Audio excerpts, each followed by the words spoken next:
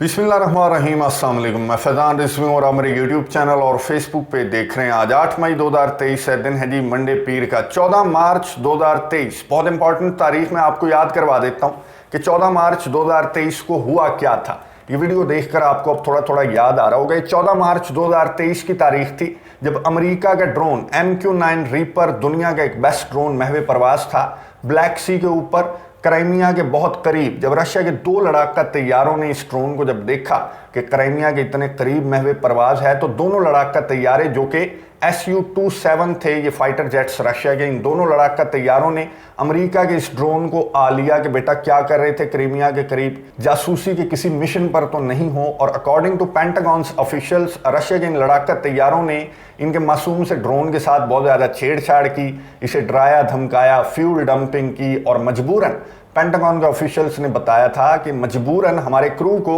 इस ड्रोन को पानियों में उतारना पड़ा। उतारना क्या पड़ा, 4-5 हज़ार फीट नीचे पहुंच गया है ड्रोन और आज तक इसका कोई अता पता नहीं है। ये मामला बहुत ज़्यादा हाईलाइट हुआ था इंटरनेशनल मीडिया के ऊपर, आपको याद होगा ये मामला काफ़ी था। अगर अमेरिका ठंडा रिस्पॉन्स ना करता इस मामले के ऊपर तो ये मामला काफ़ी था।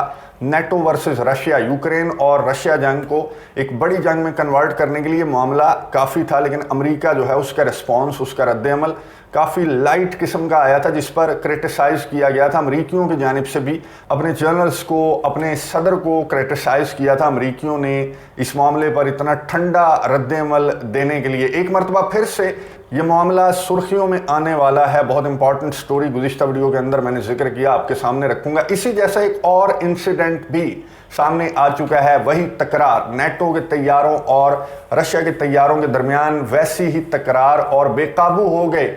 नेटो के जो तैयारे हैं वो बेकाबू हो गए। ये स्टोरी भी आपके साथ शेयर करूंगा इस वीडियो के अंदर। 9 मई है कल, बहुत इंपॉर्टेंट तारीख, बहुत इंपॉर्टेंट दिन रशिया के लिए। और 9 मई को विक्ट्री डे परेड से कबल रशिया की जानिब से बहुत सारे सरप्राइजेस अमेरिका के लिए, यूक्रेन के लिए सामने आ रहे हैं। सबसे पहले मैं आपको बता दूं कि गुज़िश्ता रात क्या हुआ। गुज़िश्ता रात जो है हैवी किस्म की स्ट्राइक्स की हैं यूक्रेन के दारुल हुकूमत समेत Odesa, Mykolaiv, Kherson, eastern Ukraine, southern Ukraine को रशिया ने मिसाइल से, ड्रोन से नहला दिया है। अकॉर्डिंग टू रिपोर्ट्स, ये आपको वीडियो नज़र आ रही होगी, गुज़िश्ता रात की वीडियो है, जिसमें देखा जा सकता है कि किस तरह से जो शहीद 136 ड्रोन्स हैं वो कीव की फिजाओं में महवे परवाज नज़र आ रहे हैं और यूक्रेन का air defence system in drones को मारने की, गिराने की कोशिश कर रहा है। और according to Ukrainian defence ministry 35 Shahed drones जो हैं वो रशिया की जानिब से गुज़िश्ता रात फायर किए गए थे। और यूक्रेन की डिफेंस मिनिस्ट्री कहती है कि हमने 35 के 35 को मार गिराया। कुछ बिल्डिंग्स को नुकसान पहुंचा, जो मलबा था ड्रोन्स का मलबा, उनकी वजह से कुछ बिल्डिंग्स को नुकसान पहुंचा, जिसके बायस 5 अभी तक जख्मी जो हैं वो रिपोर्ट कर रहा है इंटरनेशनल मीडिया। इसके अलावा 16 मिसाइल हमले भी रिपोर्ट हुए, एयर स्ट्राइक्स भी रिपोर्ट हुई रशिया की मिकोलाइव रीजन के अंदर, ओडेसा रीजन के अंदर, खरसन रीजन और खार्किव रीजन के अंदर रशिया की एयर स्ट्राइक्स भी रिपोर्ट हुई, जिसके नतीजे में असलहे, गोले बारूद के जो ठिकाने थे वो सक्सेसफुली हिट हुए। रशिया ने असलहे, गोले बारूद के जो तोहफे तहाइफ हैं उनको उड़ा दिया। और यूक्रेन की डिफेंस मिनिस्ट्री ने इस बात को एडमिट किया कि हाँ, कीव के अलावा बाकी जो रीजन्स हैं वहाँ पर नुकसान हुआ है।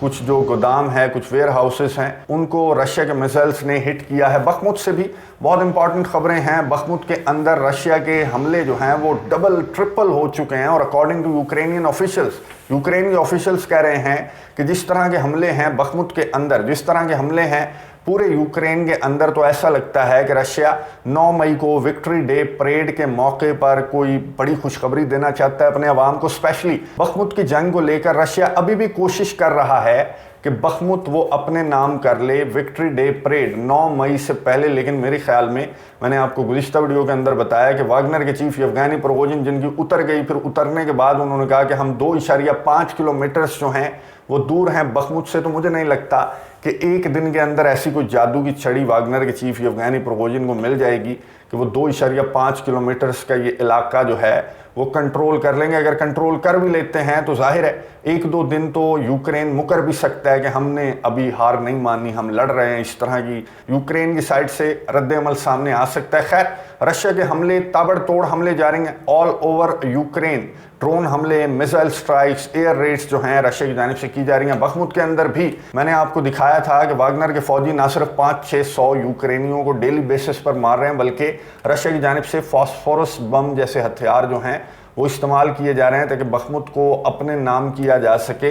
9 मई से पहले ना सिर्फ हमले बल्कि डिफेंस भी रशिया ने बहुत ज़्यादा मजबूत बना रखा है। जो भी गुज़िश्ता दिनों होता रहा क्रेमलिन के ऊपर, बॉर्डरिंग रीजन्स के अंदर, क्राइमिया के ऊपर जिस तरह से हमले रिपोर्ट हुए यूक्रेन के, तो बनता है एयर डिफेंस सिस्टम का मजबूत होना रशिया का बनता है। और इसी को देखते हुए रशिया ने आ लिया पोलैंड के एक तैयारे को, नेटो मुल्क के एक तैयारे को जो कि पेट्रोलिंग पर था ब्लैक सी के ऊपर। दोबारा से उसी तरह का मामला जो मामला मार्च के महीने में हमने देखा था, जो इंट्रो में मैंने आपको बताया। खैर, पोलैंड ने कहा कि हमारा मासूम सा तैयारा पेट्रोलिंग पर था, रूटीन के मिशन पर था, जब रशिया के Su-35, one of the best in the world, Su-35 ने आ लिया इस हमारे मासूम से तैयारे को, और हमारा तैयारा जो है वो बेकाबू हो गया। बेकाबू कैसे हो गया? अब क्रू बता रहा है कि हमारा तैयारा बेकाबू इसलिए हुआ क्योंकि रशिया के Su-35 ने रेडियो पर पहले कम्युनिकेट नहीं किया, हमें वार्न नहीं किया, और सीधा आकर उसने हमारे तैयारे के आगे अपना तैयारा लगा दिया। और इतना सा फासला था, 16 फीट का फासला था। इस वजह से कंफ्यूज हो गए। पोलैंड के जो तैयारे का क्रू है वो कंफ्यूज हो गया और बेकाबू हो गया उनसे तैयारा, लेकिन सक्सेसफुली उतार लिया गया तैयारा। आपको नजर आ रहा होगा पोलैंड की जानिब से और रोमेनिया की जानिब से। रोमेनिया कहता है कि हमारे मुल्क के बहुत करीब, हमारे मुल्क के पानियों के बहुत करीब था ये जो पेट्रोलिंग मिशन पर पोलैंड का तैयारा था, ये हमारे पानियों के बहुत करीब था, और हमने इस वाक़े को सबसे पहले देखा और सबसे पहले रोमेनिया ने ही इस वाक़े को रिपोर्ट किया। सबसे पहले रोमेनिया ने ही रशिया से एहतजाज किया, रशिया के जो ऑफिशियल्स हैं उनको बुलाकर एहतजाज रिकॉर्ड करवाया और कहा कि ये अनएक्सेप्टेबल है, इस तरह से आप हमारे तैयारों को बुली नहीं कर सकते, इनके साथ छेड़छाड़ नहीं कर सकते जब तक वो इंटरनेशनल वाटर्स के ऊपर रहें। अब रशिया की जानिब से जब इस तरह की पेट्रोलिंग की जाती है इन दिनों के अंदर, रशिया ने बारहा कहा है नेटो ममालिक को, यूरोपियन कंट्रीज को, कि इन दिनों ब्लैक सी और स्पेशली क्राइमिया के करीब आने की कोशिश ना करना, वॉर जोन है। अगर कोई भी यहाँ पर आया और हम उसे पकड़ लें तो फिर बाद में ना कहना कि वॉर जोन के अंदर तुम क्या कर रहे थे। खैर, फिलहाल रशिया की जानिब से रद्दमल सामने नहीं आया कि ये जो तैयारा पोलैंड का था ये रोमेनिया के पानियों के करीब महवे प्रवास था, या फिर उसी तरह जिस तरह से अमेरिका का ड्रोन क्राइमिया के पानियों के करीब था, क्राइमिया की जासूसी के मिशन पर था, उसी तरह ये तैयारा भी किसी उसी तरह के मिशन पर तो नहीं निकला हुआ था, क्योंकि काउंटर ऑफेंसिव यूक्रेन का आपको मालूम है कि स्टार्ट होने वाला है। और उस काउंटर ऑफेंसिव के पेश नज़र रशिया ने अपने डिफेंस सिस्टम को बहुत ज़्यादा मजबूत कर लिया है। अब रशिया की जानिब से जो ही रद्द-ए-अमल सामने आता है इस वाक़े पर, उससे भी आपको मैं आगाह कर दूंगा। फिलहाल रोमेनिया और पोलैंड ने धमकियों, लफ्जी गोलाबारी तक ही महदूद हैं रोमेनिया और पोलैंड। और एक सहाफ़ी की जानिब से सवाल किया गया रोमेनियन ऑफिशियल से कि क्या करेंगे आप, कोई आर्टिकल 5 लागू तो नहीं कर रहे अगर इस तरह से छेड़छाड़ की इंटरनेशनल वाटर्स के ऊपर? ये पहली मरतबा नहीं है, पहले भी रशिया इस तरह से छेड़छाड़ कर चुका है, लेकिन रद्द-ए-अमल बड़ा ठंडा आता है। इस मरतबा भी रद्द-ए-अमल ठंडा होगा। तो रोमेनियन ऑफिशियल की जानिब से कहा गया कि it's too early to respond, अभी बहुत जल्दी है रद्द-ए-अमल जाहिर करने के लिए। जाहिर है इनके दादा ने जब रद्द-ए-अमल का इजहार नहीं किया था, जब इनके दादा का MQ-9 रीपर ब्लैक सी के पानियों में जा गिरा था, बिल्कुल क्लियर था, वीडियो आपको नजर आ रही है, वीडियो भी जारी की गई थी, अमरीकियों की जानिब से एहतजाज भी किया गया था, लेकिन इनके दादा की हिम्मत नहीं हुई कि रशिया को ललकार सके कि तुम इस तरह की हरकतें ब्लैक सी के ऊपर नहीं कर सकते। तो फिर पोलैंड और रोमेनिया जो हैं वो क्या बेचते हैं रशिया के सामने? तो इस तरह का ठंडा रद्द-ए-अमल जो है उसी तरह का ठंडा रद्द-ए-अमल रोमेनिया और पोलैंड की जानिब से भी सामने आया। जाहिर है मशावरत कर रहे होंगे कि क्या करें, मिल बैठते हैं, रशिया को कोई ललकारते हैं, यूक्रेन का काउंटर ऑफेंसिव भी स्टार्ट होने वाला है। ये जो आपको वीडियो नज़र आ रही है इसके हवाले से बहुत इंपॉर्टेंट स्टोरी सामने आई, मैं आपको याद करवा दूं। इंट्रो में मैंने आपको बता दिया कि मामला क्या हुआ था। अगर आपको इस वाक़े का नहीं मालूम तो मैं एंड स्क्रीन पर वीडियो दे दूंगा, अगर आपने डिटेल के साथ देखनी है तो वीडियो आप देख सकते हैं। बहरहाल इस वाक़े के बाद जब अमरीकियों का रद्द-ए-अमल सामने आने लगा था कि बड़ा ही आपका ठंडा रद्द-ए-अमल है, रशिया को आपने कुछ नहीं कहा, रशिया को आपने एहतजाज रिकॉर्ड करवाया और दैट्स इट, लेकिन क्या करेंगे? ये जो ड्रोन पानियों में गिरा इसे रिकवर तो कर लो, इतना इंपॉर्टेंट ड्रोन है, इसके अंदर इतनी इंपॉर्टेंट टेक्नोलॉजी है, अगर वो रशिया के हाथ लग गई तो आप क्या करेंगे? तो इस पर जो जनरल मार्क मिली हैं अमेरिका के टॉप जनरल, उन्होंने क्या कहा था ये सुनिए, उसके बाद बात करते हैं। probably about maybe 4,000 or 5,000 feet of water, something like that. So any recovery operation is very difficult at that depth by anyone. That's the first point. Secondly is, true, we don't have any ships there, but we do have a lot of allies and friends in the area. We'll work through recovery operations. That's U.S. property, and we'll leave it at that at this point. But it probably broke up. There's probably not a lot to recover, frankly. As far as the loss of anything of sensitive intelligence, etc., as normal, we would take, and we did, take mitigating measures. So we are quite confident that whatever was of value is no longer of value.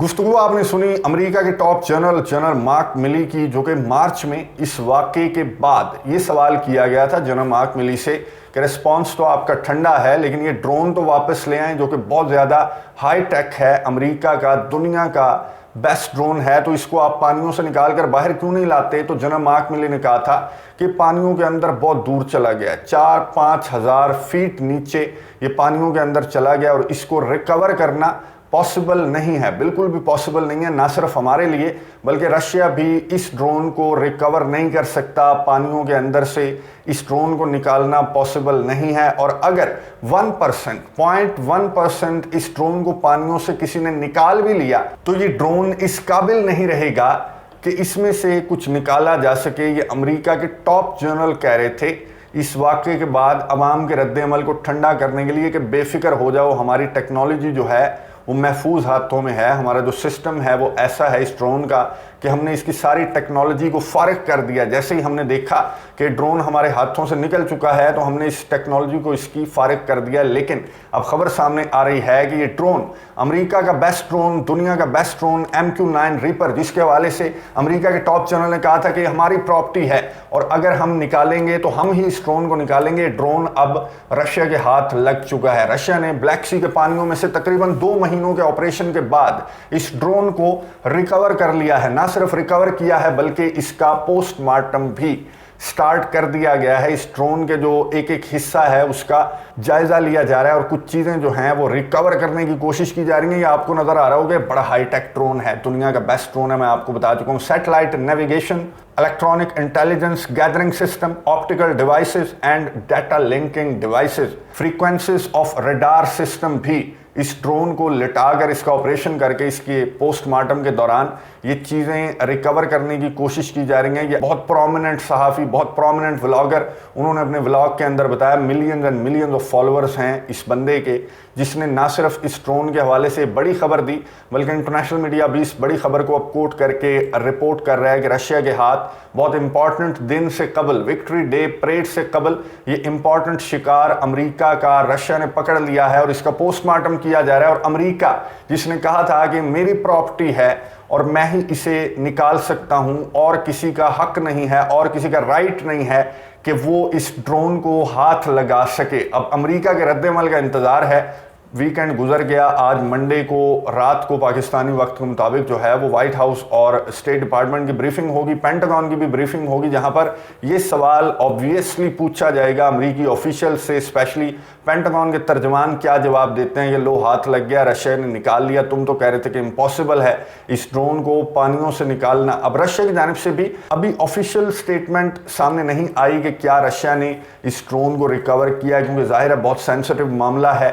शायद victory day parade के मौके पर यह surprise Russia की जानिब से सामने आ सकता है और दीगर सरप्राइजेस भी, बखमुत रिलेटेड सरप्राइजेस भी रशिया की जानिब से एक्सपेक्ट किए जा रहे हैं। लेकिन साथ ही यूक्रेन की जानिब से भी सरप्राइजेस पर नज़र रखनी चाहिए, रशिया को भी नज़र रखनी चाहिए, क्योंकि यूक्रेन ने इन दिनों जिस तरह के हमले किए तो विक्ट्री डे परेड यूक्रेन का टारगेट हो सकती है। मैंने आपको बताया गुज़िश्ता 1-2 वीडियोस के अंदर हमारी डिटेल के साथ बात हुई।